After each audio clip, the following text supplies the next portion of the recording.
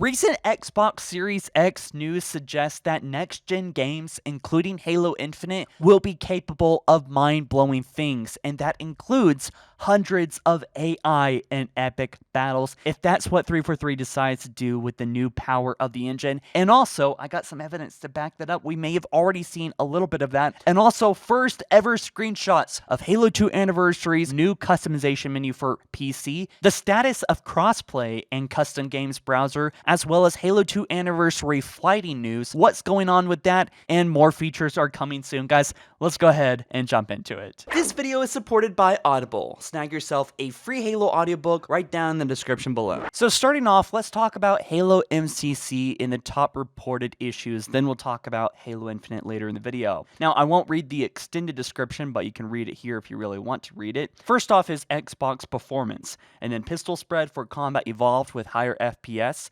Audio issues are still here, but they're being solved now. Stuttering issue, nothing is in development for this. Menu performance, screen tearing, and VSync. Co-op latency or lag. No updates on this one, and probably won't ever be updated, as I think they've suggested before, because it's really complicated to rewrite netcode, especially on a 10-year-old game. Also, EAC error messages, double key bindings, mouse input, view model, idle stops matchmaking, nothing to share here but plan to be fixed.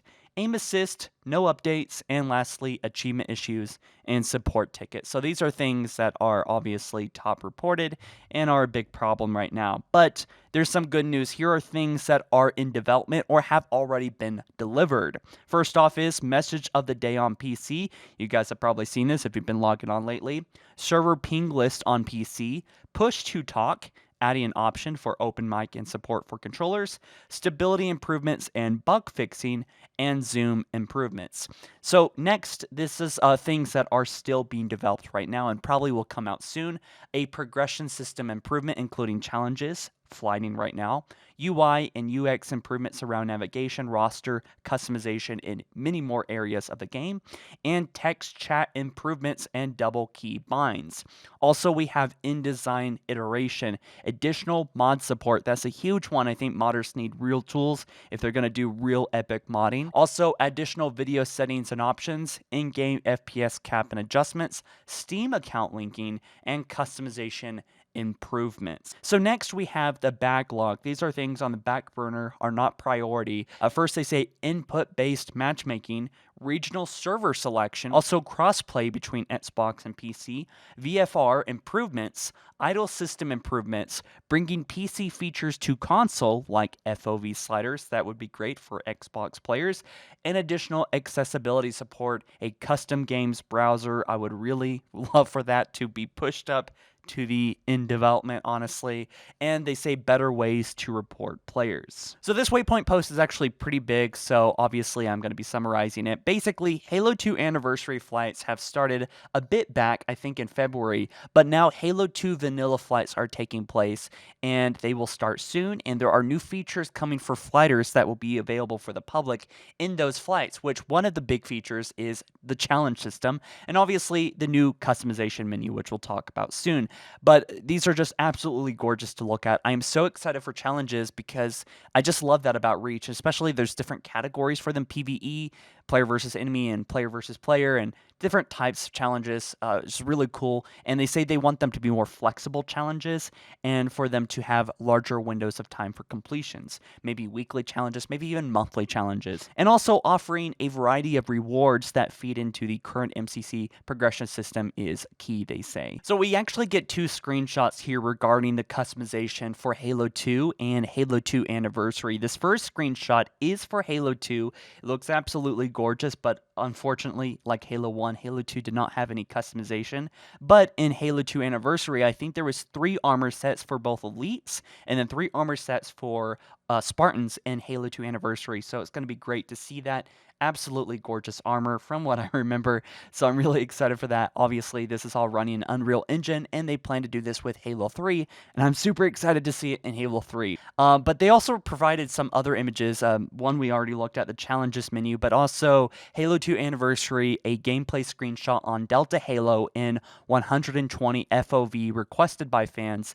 looking absolutely gorgeous. I just can't wait to play this on PC. So let's talk about the settings that flighters have available for the Halo 2 anniversary flights and what they're able to change about the game itself and what will probably be available to all of us in the public when the game does drop. I'm not going to read everything here. If you really want to read it, then go for it. But I'm going to point out a couple interesting things is crosshair position, show invite notifications, enemy player name color, multiplayer game timer, and credits, and also, of course, subtitles, and converting text to speech and speech to text. Why the hell is an update 60 gigs? Is what Xbox players are having to deal with right now. I've complained about this for a while. It seems like they don't really compress the files, and they have this answer to say. They say, whenever core game data files are updated, this usually means a larger update. We manage this process very carefully to minimize the amount of times this happens, but it is one of those things that can come up. So really, I feel like there's not really a direct answer in all of this, but I hope they get it fixed for Halo Infinite because it would suck if Halo Infinite updates are that big. So there's actually some great stories out right now how the Xbox Series X is faster and more powerful in general than the PS5, or at least what Sony has revealed so far. And that has huge implications for Halo Infinite. Now, whether the PS5 or Xbox is going to be better later this year, we'd have to see which product actually delivers on their promises, which one ends up being more effective. But some news came out that has massive implications for not only every game going on the Xbox, but also that includes Halo Infinite. So let me put it in technical terms and then I'll make it really simple later. Microsoft's new software, Xbox Velocity Architect, or technology in general, might be a mixture of software and hardware, allows for direct storage to unleash the full performance of the SSD and hardware and texture decompression. So Red Dead 2 used this feature that essentially in an open world game allows for assets to be constantly loaded in as the player wanders the world. And to put this in terms of Halo, think about Halo being Red Dead. I mean, if this game is going to be open world, we want assets to be loaded in and to look good, for them to be optimized, but not to take up so much of the Xbox's power that we can't have epic battles, that the engine is going to be limited by how many vehicles or AI or what things look like, you know? We don't want the entire Xbox power to be used up by just simply loading assets. And so here's the fantastic news, and I guess it's sort of a massive breakthrough, that 60% of the cores were using power previously to load objects like they were in Red Dead 2. Now, this technology that will most likely be used for Halo Infinite, I would say undoubtedly because Halo Infinite is a first-party game that's going to be taking advantage of the breakthroughs at Microsoft, and I think we already have evidence of this, that Halo Infinite will now be using only about 1.25% of the processing power, whereas before, it was probably using something around 50 to 60% of processing power. At least that was like how it was in Red Dead 2. So if you think about it like in a money sense, you only have $100. If you're using $60 to spend on just getting the game to function and to work in an open world manner, now we're only spending $1, $2 on that. So there is a lot more room for explosions, for much larger combat, for AI, massive AI battles, because that is really a limitation that comes down to, well, not only the engine, but also the hardware itself. Because AI are really, if they're good AI, they're complicated scripts, and that can take a lot of computing power away from the Xbox or the PS or any PC. But we saw this back in 2018 with a behind-the-scenes video showing an absurd number of wildlife, space rhinos, people have called them, just running past the screen, and it looked like this was developed in slip space. So it seems that 343 will be making the cutscenes with slip space, as we saw in the E3 2019 cutscene trailer. So that might just be a cutscene, but it might also just be a part of gameplay. I mean, to have that many rhinos, to have that many animals and wildlife on the screen, and also maybe enemies as well, would be a massive breakthrough for Halo. I feel like wildlife has always been greatly limited in Halo. It's almost been non-existent. You know, we see a few MOA here, but mostly they're just not even there in Halo. And it's kind of bizarre, to be honest, because we're on alien worlds where you think life would be, more, there'd be more life in general. But I'm really excited for this because I think large animal herds and battles are now possible. Back in Halo 3 days, Bungie actually had a kind of open world massive battle game mode that they wanted to do with scarabs and a large open desert and hornets flying around, and that got cut. And I think part of the reason might have been is just computing power. And those things are possible now. We already seen it with Halo Reach. It was possible, it turns out, spoiler. But I mean, there's just so much potential for AI now, and that's just so exciting. We're not only talking about, 50 AI guys. We're talking about hundreds of I think are possible. Halo Reach I think can push up to 50. That was a 10-year-old game now, guys. I mean, there is so much possibility here. But just looking at that trailer in 2018, it's obvious that 343 plans to make Zeta Halo more vibrant, more alive than ever before. And why wouldn't they want to improve and increase the scope as to what battles could actually be for Halo? Having mass flood AI swarm your base or large battles with a Covenant. I mean, we even get a tease of it. Again, you could say that's just a cutscene being a cutscene, but Master Chief stumbles upon a large war on what has to be Reach with all the information we have now, and that could end up being a part of some Halo Infinite mission, a massive battle taking advantage of this new computing power that the Xbox Series X has. I feel like I underestimate the console every time. I feel like I underestimated what the Xbox One could do for Halo 5, and I can't wait to see what 343 Industries has done with all this new fun and freeing technology. I mean, we are advancing, and it's been 5 years since we've gotten a new console, so it's great to see that. I think 6 years actually, so it's great to see that, Halo Infinite has been built along with this technology, with it in mind the whole time, and it's going to be really crazy. I think we're going to have our minds blown, guys.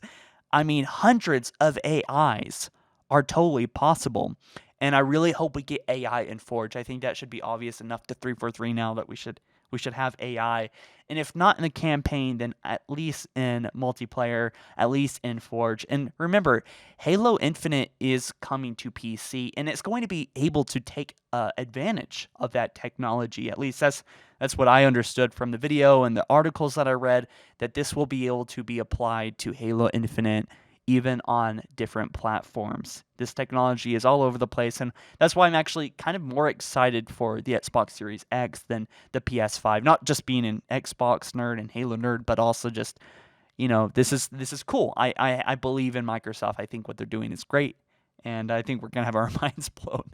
So to end the video, I'm going to talk about Halo Infinite. Is it going to be delayed? And also about the current global issue, the one. And more about the Relief and Recovery Rec Pack that is now available on Halo 5, of which all proceeds will go directly to Global Giving Organization's Relief Fund. About this, I think this is a really cool way to give back. Microtransactions, I always feel like, should take advantage of how easy it is to, take in money while people are playing, and they should give that back to charities, and that's really great. And I've talked a lot about, the potential delay. Will Halo Infinite be delayed, and will the Xbox Series X be delayed? I'm not quite sure if anyone at 343 Industries can outright say that the game is going to release, because, to be honest, I'm going to end this video on a good note, but I'm first going to talk about some negative stuff. The United States has not shut down. We are still operating. Some places have been like stay-at-home order, but really it's only getting worse here. Much, much, much worse. Our leadership is absolutely fumbling this whole thing, and I'm sure if the Xbox Series X or Halo Infinite is delayed, the other one will soon follow in announcement form, because, Microsoft is wanting to release these aside with each other. Movies, games, I would not be surprised if consoles also were delayed because of this. Again, our leadership is not that great. There's actually a tweet that did fly over my head. The director of Player Voice said, March 29th, we are still working towards our holiday 2020 release. And they also said in a recent post I already covered that they're tracking well, which means that they're doing good despite they're working from home right now. 343 is working from home, working on Halo Infinite. And honestly, I wonder how that is influencing the game and the production. I wonder if it slows things down. And surprise, it might speed things up. Who knows? It might be really cool, I'm sure, to work on a Halo game at home. They shared some pictures I mean, I am just absolutely so jealous of just being able to log on probably to some server and then just start making models or cutscenes. It just sounds really, really fun. But guys, just trying to finish this video off with a good note. Stay clean, wash your hands often. Don't go outside. It's pretty simple, right? Don't go outside unless you need to. Wear a face mask. Be careful out there. I know this is like really scary for a lot of people, but just remember, one day this is going to be a thing of the past. We'll get through this together. And I want to say, I'm not a doctor and I'm not too well informed about the situation, but since it's advanced, I think, I mean, look at what happened in Italy and other places. I mean, you just got to be cautious and careful, and also just love people and take care of yourself. And it's really important for us to stick together, and I think it's really important to an individual's immune system to keep doing what you love. And if you can do what you love and love what you do without being near other people that you don't live with, then I think you are on the right track. That is great. And just try your best out there. And I hope you guys all stay very safe and play some Halo. Enjoy your lives. And don't let this take it over. All right. You guys take care. Stay safe. I will see you in the next one. Peace.